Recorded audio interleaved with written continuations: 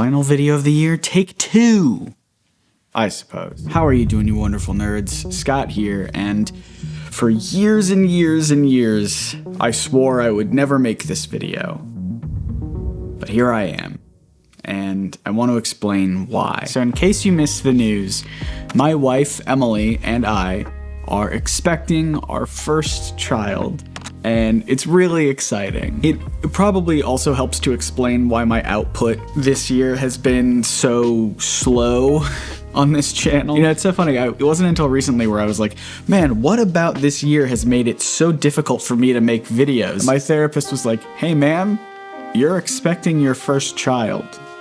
Maybe that has something to do with it. He's probably right. I mean, part of it was just my own mental health struggles with different areas of my life, but yeah, the thought of a baby on the way has definitely been all-consuming this year, if you can believe it. So that's all good news. Very exciting stuff. We're looking forward to it, but I understand that to some of you who have followed my channel for a while, me talking about this, announcing it a couple months ago on my Instagram, and talking about it in my second channel, NerdSync Sidekick, making this information public makes me look a little bit like a hypocrite because of some stuff that I said in the past. I've always insisted in my videos that if I ever were to have children, none of you sickos would know about it, alright? I'd always keep it private, always out of my videos. I've even joked before that maybe I already have a whole litter of children and none of you know about it. But here we are now, so the obvious question is, what changed? So I want to start by defending my past self, a thing I rarely ever do. Past Scott's concerns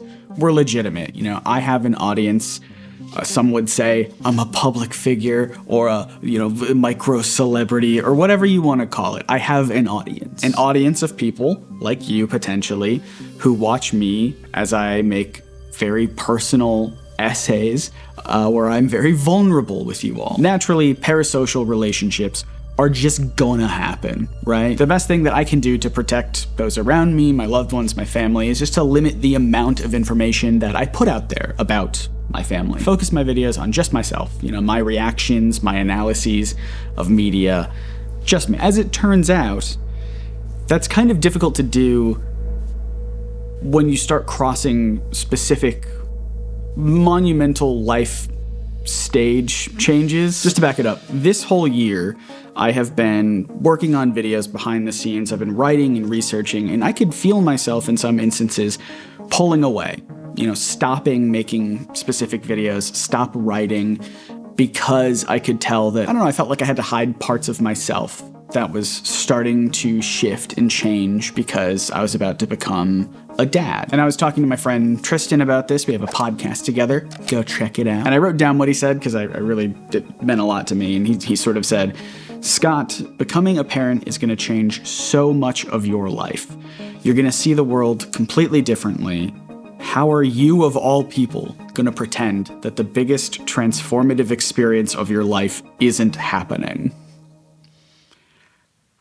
He was right. Tristan's always right. He's so smart. And yeah, I sort of started seeing it in a different light. It was very similar to when Emily and I got married. I started this YouTube channel like 12 or 13 years ago, and I was single at the time. And then throughout, I met Emily, started dating, and we became engaged, and we got married. And yeah, having Emily in my life, having someone who I love more than I've loved anyone, has changed so much of how I perceive media and what I bring to analyses and video essays. Like, just watch our video about Whisper of the Heart. I think that sort of proves my point. I'm really happy with that video. I'm glad I made that video, and that video would not exist if I pretended like Emily didn't exist. You know what I mean? Now, on the flip side of that, there are still lots of personal information and details that I do keep private, obviously. For example, when Emily and I got engaged, I never announced it because I was so worried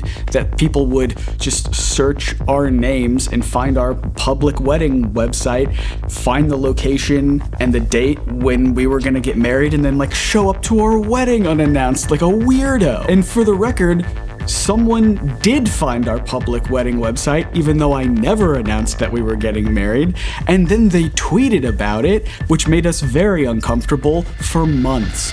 Don't do that. Just be normal. Just be normal people, please. Which brings me back to some of my concerns, and potentially some of your concerns as well. Like, I can already hear the comments saying, like, doesn't this guy know anything about the Streisand effect? And that's fair. Like I said, my initial plan was to never announce if I had a kid, if Emily and I ever had children. None of you needed to know this, but the point I'm trying to make, hopefully, is that I do think being open and honest about my specific life stages and changes and shifts in them does serve my work. Becoming a parent is exciting and terrifying and overwhelming, and it is already changing so much of how I see the world and how I view movies and shows and songs. Just like, I feel like the way that I see everything in the world is changing. And if I spent the next,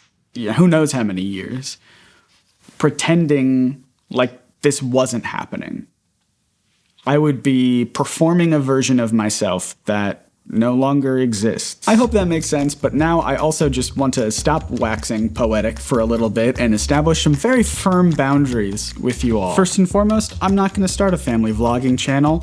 I don't like family vlogging channels. I think they're exploitative and gross. There's never gonna be a public Instagram or TikTok account dedicated to this kid, because, I'm so active on those sites anyway. More than that, I am not gonna post our child's face in any video or on any social media website. And I'm not even gonna let you know the kid's real name, all right? We don't even know the kid's name yet. We've not picked one. We do have a nickname that I might use when it's relevant in a video to reference our child. This nickname is Button. That's all you get, all right?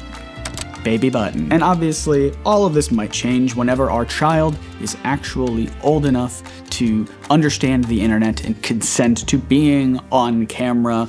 But at that point, YouTube's homepage is just gonna be a single real-time AI-generated video that is bespoke to each distinct user and tries to maximize retention time by never ending, always generating. You won't even be able to find me on the website, and I'll be 50 and talking about cartoons, so we'll cross that bridge when we come to it. If you have been following this channel for a while, you know that I love putting so much of myself into my videos, and I want to continue doing that, but I want to stress that I will only put myself in my videos, my experiences, my thoughts, and big life changes will impact those. But again, I'm only putting more of myself in the videos, not anyone else who can't consent to it, like a baby, for example. And if you did make it this far into the video, statistically, you're a super fan. And I kind of hate to do this, but if you've ever considered supporting me on Patreon, now would be a really great time. Babies are expensive. We're learning, all right? Oh, man. Oh boy, everything's gonna be so different now. If you can believe it, coming from me, I've been experiencing a lot of anxiety about bringing a child into this world at this current time when everything seems bad. I've been talking to a lot of friends about this, especially those who have children themselves, and one of them said something that really resonated with me. We're not bringing a child into a terrible world and then just checking out, Good luck. No, we're gonna raise our child and hopefully instill values in them that we believe will make the world better. Because, if the only people who ever had kids were the ones who didn't care about the world, who didn't care about helping others, where would that leave us? Nowhere any better than where we are right now. I mean, I'm sure you've seen it. Cuts to foreign aid have made headlines this year. They've also raised real concerns about people's well-being in some of the world's poorest communities. It can be hard to know what's actually happening or how to help. This video's sponsor, GiveWell, has thankfully spent 18 years researching global health and poverty alleviation and only directs funding to the highest impact opportunities they've found. Over 150,000 donors have already trusted GiveWell to direct more than $2.5 billion. Rigorous evidence suggests that these donations will save over 300,000 lives and improve the lives of millions more. You can find all of their research on their website for free, and thanks to the donors who sponsor their research. GiveWell does not take a cut of your tax-deductible donation to their recommended funds. So go to givewell.org, pick YouTube, and enter NerdSync at checkout so they know that you heard about GiveWell from me. They're always my last sponsor of the year on my last video, and I just think it's a wonderful way to close out the year. It always makes me happy. Again, that's givewell.org to donate or learn more. Oh, hey, you even made it all the way past the ad read. That's all. You really are a super fan. Hey, thanks so much for watching my videos, just in general. It means a lot to me, and I'll see you next year when everything will be different. Bye.